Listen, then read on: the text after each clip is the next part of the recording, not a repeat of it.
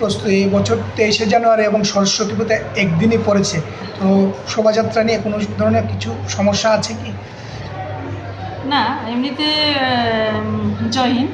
কোনো সমস্যা বলতে ওই রকম কোনো সমস্যা হচ্ছে না।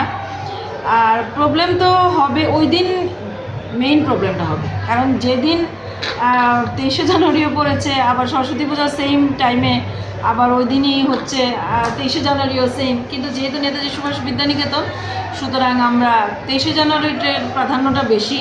কিন্তু যেহেতু বিদ্যানিকেতন, এখানে সরস্বতী পূজার প্রাধান্য আছে, তো আমরা ঠিক করেছি মানে দুটোই করব, একদম সঠিকভাবে দুটোই হবে। এবং পুজোর বিধি আদি নীতি দেখে, সমস্ত কিছু দেখে, বিধি নিয়ম মেনেই আমরা ওইটা পুজোটা করছি। তবে অন্যবার 8টা থেকে শুরু হয়, এবার আমরা 9টা থেকে স্টার্ট করব।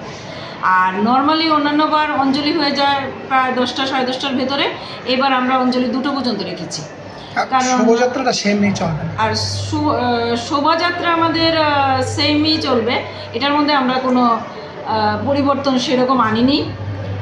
স্টুডেন্ট ভীষণ ইন্টারেস্টেড, যদিও সরস্বতী পূজা আমরা ভেবেছিলাম তাদের তরফ থেকে আপত্তি আসবে কি না। তারা প্রসেশন করতে চায়, তারা নেতাজি বার্থডে করতে চায়, এবং এই ক্ষেত্রে আমাদের শিক্ষক শিক্ষিকাদেরও যথেষ্ট উদ্যম আমি লক্ষ্য করেছি।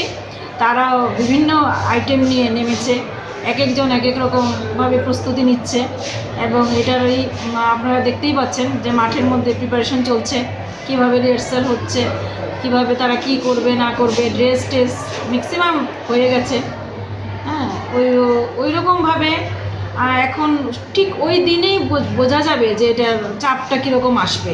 এখন থেকে তো মোটামুটি চলছে। আর আমাদের তো নর্মালি ক্যান্ডিডেট যে সমস্ত স্টুডেন্টরা, যেমন মেয়েরা শঙ্খবাহিনী হয়, আর এদিকে ছোটো ক্লাস আর কি, মানে 10টা, আর 12-এর ক্ষেত্রে মেয়েরা হয় ভলেন্টিয়ার, ছেলেরাও হয় ভলেন্টিয়ার। আর 10-এর ছেলেদের ক্ষেত্রে এবার আমরা বলেছি যে তোমরা কিছু সরস্বতী পূজাতে এসে পড়ো, তো ওরাও কিছু কিছু এসেছে। সরস্বতী পূজা 12-এর তারা, ওরাও কেউ কেউ এসেছে। তো আমাদের একটু ঘাটতি ভলেন্টিয়ারের ক্ষেত্রে একটু দেখা দিয়েছে, তো সেটা আমরা কি করে ম্যানেজ করব, তো আমরা ওই নিয়েও কথাবার্তা বলেছি, মোটামুটি ম্যানেজ হয়ে গেছে। এখন প্রস্তুতি চলছে ওই রকমই সবাই এরপরে। আর সত্যি কথা বলতে যেটা আর কি, না বললেই না হয়, আমাদের এক্স স্টুডেন্টেরও তো এখানে ভীষণ ইন্টারেস্ট।